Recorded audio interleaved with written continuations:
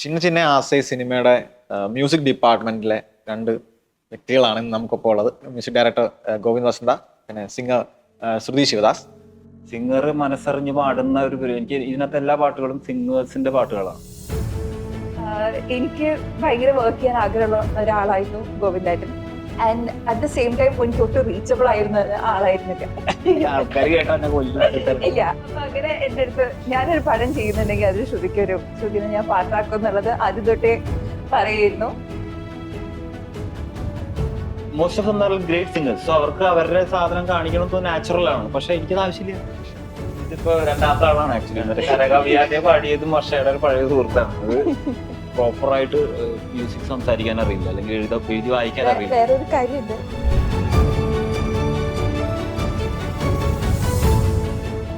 ഈ സിനിമ മ്യൂസിക്കിന് ഭയങ്കര പ്രാധാന്യം നൽകുന്ന ഒരു പടമാണെന്ന് ഇതിന്റെ പ്രൊമോഷൻ മെറ്റീരിയൽ സോങ്സ് ആദ്യം വന്നു കഴിഞ്ഞപ്പോൾ തന്നെ തോന്നിയിട്ടുണ്ടായിരുന്നു.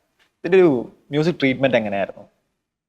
ഇത് ഈ പടം മൊത്തമായിട്ട് വാരണാസിയിൽ ഷൂട്ട് ചെയ്ത് നടക്കുന്ന പടമായിട്ടാണല്ലോ.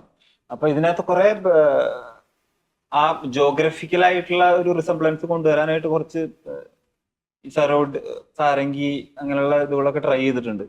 കൂടുതലും ഒരു ഹിന്ദുസ്ഥാനി ഫ്ലേവർ ഉള്ള, എന്നാൽ ക്യാരക്ടേഴ്സ് ഇവിടുത്തെ ആൾക്കാരായതുകൊണ്ട് ഭയങ്കരമായിട്ട് മാറി കാണാൻ പറ്റില്ലാത്തതുകൊണ്ട് ഒരു മിക്സ്ചർ ഓഫ് രണ്ട് ഇമോഷൻസ് ആണ് പിടിക്കാൻ നോക്കിയിരിക്കുന്നത്.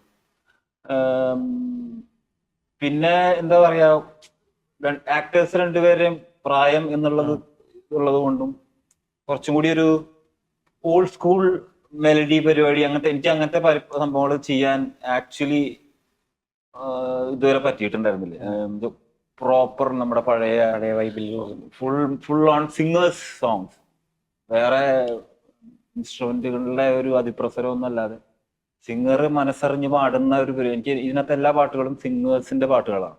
എല്ലാ പാട്ടുകളും വേറെ പ്രത്യേകിച്ച് അതിനകത്ത് ഓർമ്മിക്കാനോ ഒന്നും ഉണ്ടാവില്ല. എല്ലാവരും പാടുകയും ചെയ്യും, തുടക്കം മുതൽ അവസാനം വരെ പാട്ടാണ്. അപ്പൊ എനിക്കത് ഭയങ്കര കുറെ കാലത്തിന് ശേഷം ചെയ്തൊരു സാധനമായിട്ട് തോന്നി. ഈ നേരത്തെ പറഞ്ഞ ഒരു ജോഗ്രഫി, വ്യത്യസ്തമായ ഒരു വാരണാസി എന്ന് പറയുന്ന ഒരു സ്ഥലം, രണ്ട് ദേശത്തു നിന്ന് വരുന്ന അല്ലെങ്കിൽ രണ്ട് ഐഡന്റിറ്റി ഉള്ള രണ്ടുപേര് അവർ കണ്ടുമുട്ടുന്നു. പക്ഷെ ഒരു ഷെയർ ചെയ്യുന്ന ഇമോഷൻസ് എല്ലാവർക്കും അറിയാവുന്ന ഒരു യൂണിവേഴ്സൽ ആയിട്ടുള്ള ഒരു ഇമോഷൻ ആയിരിക്കും ഷെയർ ചെയ്യുക. പക്ഷെ അതൊരു ചലഞ്ചിങ് ആയിരിക്കില്ലേ ഈ ജോഗ്രഫിയും രണ്ട് ദേശം, രണ്ടാളുകൾ, അവരുടെ സൈക്കിക്കുള്ളിലോട്ട് നമ്മൾ പോയിട്ട് വേണമല്ലോ ആ ഇമോഷൻ നമുക്ക് കൺവേ ചെയ്യാൻ. ഒരാൾ തമിഴ്, ഒരാൾ മലയാളി. അപ്പൊ ആ സെൻസിബിലിറ്റീസ് എല്ലാം കൂടെ ചേർത്ത് ആ മ്യൂസിക് ഡെവലപ്പ് ചെയ്യാൻ, പ്രത്യേകിച്ച് സ്കോർ ചെയ്യാൻ വേണ്ടിയുള്ളൊരു പ്രോസസ് എങ്ങനെ ഉണ്ടായിരുന്നു?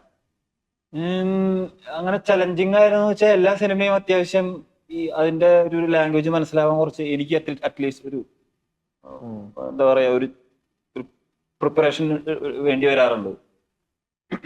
ഈ സിനിമയെ സംബന്ധിച്ച് ഞാൻ ഇപ്പൊ ഈ മറ്റേ മെയിൻ ക്യാരക്ടേഴ്സിൽ ഒരാൾ തമിഴായതുകൊണ്ടും ഞാൻ അവിടെയാണ് എന്റെ പ്രിഡോമിനന്റ്ലി എന്റെ ജീവിതം മുഴുവൻ അവിടെ ആയിരുന്നുകൊണ്ട് എനിക്കത് ഒട്ടും ഈസി ആയിട്ട് അത് കൺവേ ചെയ്യാൻ പറ്റിയിരുന്നു. തമിഴ് കൾച്ചർ പുള്ളിക്കാരിയുടെ ക്യാരക്ടറിലൂടെ കൊണ്ടുവരാൻ എനിക്ക് ഈസി ആയിട്ട് പറ്റി. അത് ഒരു ചലഞ്ചായിട്ട് തോന്നിയില്ല. പക്ഷെ ഈ അവിടെയാണ് ഇതിനകത്ത് വാരണാസി എന്ന് പറയുന്ന ഒരു കോമൺ ഫാക്ടർ ഉള്ളത് കൊണ്ട് ഞാൻ വാരണാസിയിൽ ബേസ് ചെയ്തിട്ടാണ് അല്ലെങ്കിൽ അവിടെ നിൽക്കുന്ന രണ്ടുപേരിൽ ഉണ്ടാവുന്ന വ്യത്യാസം എന്താ, വികാര വിചാരങ്ങൾ എങ്ങനെയായിരിക്കും മ്യൂസിക്കലി റെപ്രസെന്റ് ചെയ്യാന്നുള്ളതാണ് നോക്കിയിരിക്കുന്നത്. കൂടുതൽ തമിഴ് കൾച്ചർ അങ്ങ് പോർട്രേ ചെയ്യാനോ അല്ലെങ്കിൽ മലയാളി ആയതുകൊണ്ട് അങ്ങനെ ഒരു സംഭവം ഞാൻ പിടിച്ചിട്ടില്ല. അന്ന് അവിടെ നടക്കുന്ന കഥ നമുക്ക് കണ്ടാൽ എങ്ങനെ ഫീൽ ചെയ്യും എന്നുള്ളതിനാണ് കൂടുതൽ ഇമ്പോർട്ടൻസ് കൊടുക്കുന്നത്. ഈ ആൽബം നോക്കിയാൽ നമുക്കൊരു കഥക് സോങ് കാണാം, പിന്നെ മഹാദേവ, അങ്ങനെ ഒരു ഗംഗാരതിയുമായിട്ട് ബന്ധപ്പെട്ട ഒരു സോങ് കാണാം, പിന്നെ കരകവിയാതെ എന്ന് പറയുന്നൊരു പാട്ടും കാണാം. അപ്പം പല തരത്തിലുള്ള സോങ്സ് ഒരുപാട് ഈ പാട്ടിൽ നമുക്ക് കാണാൻ പറ്റും. ഈ സിനിമയിൽ എത്ര ടൈപ്പ് ഓഫ് മ്യൂസിക്സ് ആണ് ഇതിനകത്ത് ഉപയോഗിച്ചത്? ഇതിനകത്ത് 6 പാട്ടുണ്ട്. അതിനകത്ത് മലയാളമുണ്ട്, ഹിന്ദി ഉണ്ട്, തമിഴ് ഉണ്ട്, സംസ്കൃതം വരെ ഉണ്ട്. ഓക്കെ. കഥക് സോങ് പാടിയിരിക്കിട്ടുണ്ട്. അപ്പൊ അതിന്റെ എങ്ങനെയായിരുന്നു സ്കോറിലും ഇവിടെ തന്നെയാ പാടി. അതിന്റെ ഒരു പ്രോസസ് എങ്ങനെയായിരുന്നു?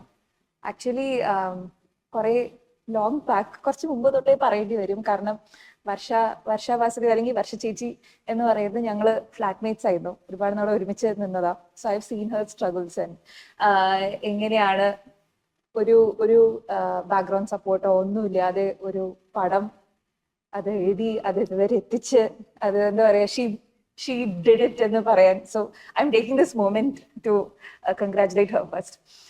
അപ്പൊ അന്ന് തൊട്ടേ പറയായിരുന്നു ഞാനൊരു പടം ചെയ്തിട്ടെങ്കിൽ ശ്രുതിക്കതില് ഒരു ഇങ്ങനെ ഇപ്പോൾ പലയിടത്തെടുത്ത് ആവുന്നതായിട്ട് ഞാൻ അറിയുന്നു. രണ്ടുപേരെ ഇതിനകത്ത് യൂസും ചെയ്തിട്ടുണ്ട്. ഓക്കെ. അപ്പൊ അങ്ങനെ എന്റെ അടുത്ത് ഞാനൊരു പടം ചെയ്യുന്നുണ്ടെങ്കിൽ അത് ശ്രുതിനെ ഞാൻ പാട്ടാക്കും എന്നുള്ളത് ആദ്യം തൊട്ടേ പറയായിരുന്നു. ഞാനും അതെ, I was also looking forward. കാരണം പടം എന്തായാലും ഭയങ്കര അടിപൊളിയായിരിക്കും എന്നുള്ള ഒരു confidence, I am very confident about her. അപ്പൊ അതിന്റെ കൂടെ എനിക്ക് ഭയങ്കര വർക്ക് ചെയ്യാൻ ആഗ്രഹമുള്ള ഒരാളായിരുന്നു ഗോവിന്ദേട്ടൻ. And at the same time എനിക്ക് ഒട്ടും റീച്ചബിൾ ആയിരുന്ന ആളായിരുന്നില്ല. കാരണം ഇൻസ്റ്റാഗ്രാമിലും ഇല്ല, എവിടെയില്ല. ഇങ്ങനെ ആളായിട്ടൊന്ന് കൊളാബറേറ്റ് ചെയ്യാന്ന് ആലോചിച്ചിരിക്കുമ്പോഴാണ് this is like golden opportunity for me. അപ്പൊ ചേട്ടനായിട്ട് വർക്ക് ചെയ്യാനും കിട്ടി. അറ്റ് ദ സെയിം ടൈം എന്റെ ക്ലോസ് ആയിട്ടുള്ള ഒരാളുടെ ഒരു വർക്കില്. സോ എനിക്ക് for me I put my heart and soul into it. പിന്നെ നമ്മള് ഈ സോങ്ങിനെ കുറിച്ച് പറയുകയാണെങ്കിൽ ഇത് ഹിന്ദി ആയതുകൊണ്ട് ട്യൂണൊക്കെ എപ്പോഴും പെട്ടെന്ന് തന്നെ എല്ലാം സെറ്റ് ചെയ്തു. അതിന്റെ സ്ട്രക്ചർ ആദ്യം ആയിരുന്നു. ലിറിക്സ് പോർഷൻ ആണ് നമ്മള് കുറച്ചധികം. എനിക്കും വർഷയ്ക്കും ഹിന്ദി അറിയില്ല, എനിക്കറിയില്ല. എനിക്കും അറിയില്ല. അപ്പൊ കുറച്ചെങ്കിലും വിവരമുള്ളത് വിളിക്കണം. അപ്പൊ പുള്ളിക്കാരെ വിളിച്ചിട്ടാണ് ഇത് ഫോൺ കോൾ വിളിച്ചിട്ട് മറ്റേ കോൺഫറൻസ് കോളില് ലിറിസിസ്റ്റ് പുള്ളി ഗജാനൻ മിഡ്ക എന്ന് പറഞ്ഞിട്ടുണ്ട് ലിറിസിസ്റ്റ്. ഞങ്ങളുടെ തൈക്കൂട്ടത്തിനൊക്കെ പുള്ളിയാണ് ഹിന്ദി സോങ്സ് എഴുതിയത്. She's also doctor. സോ പുള്ളിയുടെ പ്രോപ്പർ ഡോക്ടറാണ്. അപ്പൊ പുള്ളിയുടെ സമയം നോക്കി നമ്മൾ മൂന്നുപേരും ഇങ്ങനെ ഇരിക്കണം കിട്ടാൻ വേണ്ടിട്ട്. അപ്പൊ വിളിക്കുന്ന സമയത്ത് പുള്ളി എന്താ കറക്ഷൻ പറയണത് എനിക്ക് മനസ്സിലാവില്ല, ഞാൻ വർഷയ്ക്കും മനസ്സിലാവില്ല. സോ അതുകൊണ്ട് പ്രൊണൗൺസിയേഷൻ മാത്രല്ല, എനിക്കിത് ഇമോഷൻസ് ഈ മീറ്ററിംഗ് അത്ര എനിക്ക് മനസ്സിലാവണില്ല ഒട്ടും. ഇത് കഥ കുറച്ചും കൂടി ഒരു ഒത്തന്റിസിറ്റി വേണ്ട പാട്ടാണ്. ചില സമയത്ത് നമുക്ക് ചില വാക്കുകൾ എന്റെ ട്യൂണുമായിട്ട് ചേർന്ന് പോകുന്നില്ല, അല്ലെങ്കിൽ അതൊന്ന് മാറ്റണം, റീപ്ലേസ് ചെയ്യണം, അങ്ങനെ ഒരു സജഷൻ ഒക്കെ വരില്ലേ? അപ്പൊ അതെങ്ങനെ കമ്മ്യൂണിക്കേറ്റ് ചെയ്യാ ഭാഷ? എനിക്ക് ഹിന്ദി സംസാരിക്കാറില്ല. എന്റെ ബാൻഡിനകത്ത് 4-5 പേര് ഹിന്ദിക്കാരുണ്ട്. പക്ഷെ ലോക്കൽ ബോംബെ ഹിന്ദിയാണ്. അത് പാട്ടിനകത്ത് ഉപയോഗിക്കാൻ പറ്റില്ലല്ലോ. ഇങ്ങനത്തെ പാട്ടായതുകൊണ്ട് വളരെ അതിന്റെ പ്രോപ്പറായിട്ട് സംസാരിക്കാം. അപ്പൊ ശ്രുതി ഉള്ളത് കൊണ്ടാണ് ആ പാട്ട് ബേസിക്കലി ആ ലിറിക്കൊക്കെ പ്രോപ്പറായിട്ട് ഫോം ആയത്. അപ്പം ശ്രുതിയാണ് ഇത് ട്രാക്ക് അപ്പൊ പാടി. കാരണം ഇത് പാടി അയച്ചു കൊടുക്കണം അവർക്ക് ഷൂട്ട് ചെയ്യാൻ. എനിക്ക് പാടാൻ പറ്റില്ല ഹിന്ദി. അപ്പൊ ശ്രുതിയാണ് ആദ്യം പാടുന്നത്. അങ്ങനെ ശ്രുതിയുടെ വോയിസ് കേട്ട് പിന്നെ എല്ലാവരും ഭയങ്കര വർക്കായി. അങ്ങനെയാണ് ശ്രുതിയെ തന്നെ നമ്മൾ തീരുമാനിച്ചത്. ആദ്യം വർഷയ്ക്ക് വർക്കായി, പിന്നെ എല്ലാവർക്കും വർക്കായി. വർഷ ആദ്യം ഇങ്ങനെ ശ്രുതി ഇതിപ്പോ രണ്ടാമത്തെ ആളാണ് ആക്ച്വലി. മറ്റേ കരകവിയാതെ പാടിയതും വർഷയുടെ ഒരു പഴയ സുഹൃത്താണ് അത്. പക്ഷെ അവള് സജഷനേ തരുള്ളൂ. എനിക്കിഷ്ടമായ ആളെ പിക്ക് ചെയ്ത് അത് പുള്ളിക്കാരിയുടെ ഫ്രണ്ട് ആയിരുന്നു എന്നുള്ളൊരു കോയിൻസിഡൻസ് ആയിരുന്നു. പക്ഷെ രണ്ടുപേരെയും ഇതുപോലെ സജസ്റ്റ് ചെയ്തത് രണ്ടുപേരും ഫുൾ യൂസ് ചെയ്തിരുന്നു. ഒരു സൗണ്ട് കണ്ടെത്തുന്നത് എങ്ങനെയാണ്? ഒരു പാട്ടിന്റെയാണോ ഉദ്ദേശിച്ചത്? പാട്ടിന്റെ, അല്ലെങ്കിൽ ഒരു മ്യൂസീഷ്യൻ ആവട്ടെ, അല്ലെങ്കിൽ ഒരു സിംഗറിനെ ആവട്ടെ, ഉപയോഗിക്കണം എനിക്ക് ഈ ടൈപ്പ് ഒരു സൗണ്ടാണ് വേണ്ടത്, അതിനുവേണ്ടി എന്തെങ്കിലും ചെയ്യാറുണ്ട്? അത് സിനിമ കോണ്ടെക്സ്റ്റിൽ പല ഉത്തരങ്ങളും മാറും. മ്യൂസിക് എന്നുള്ള കോണ്ടെക്സ്റ്റും സിനിമ എന്ന കോണ്ടെക്സ്റ്റും രണ്ടും വേറെയാണ്. സിനിമ കോണ്ടെക്സ്റ്റിനകത്ത് ഒരു പാട്ട് എന്ന് പറയുമ്പോൾ അതിനകത്ത് ആ പാട്ടിനകത്ത് വരാൻ പോകുന്ന ആക്ടേഴ്സ് ആരാണ്, അവരുടെ ഏജ് എന്താണ്, ഇവരുടെ മുഖത്തിന് ഇത് ചേരുവോ, ഇതൊക്കെ പ്രശ്നമാണ്. അറ്റ്ലീസ്റ്റ് ഒരു പോയിന്റ് വരെയെങ്കിലും അതൊരു പ്രശ്നമാണ്. അപ്പൊ അതുകൊണ്ട് സിനിമയ്ക്ക് വേണ്ടി വേറെ സെൻസിബിലിറ്റീസ് ആണ് അറ്റ്ലീസ്റ്റ് ഞാൻ കൊണ്ടു നടക്കുന്നത്.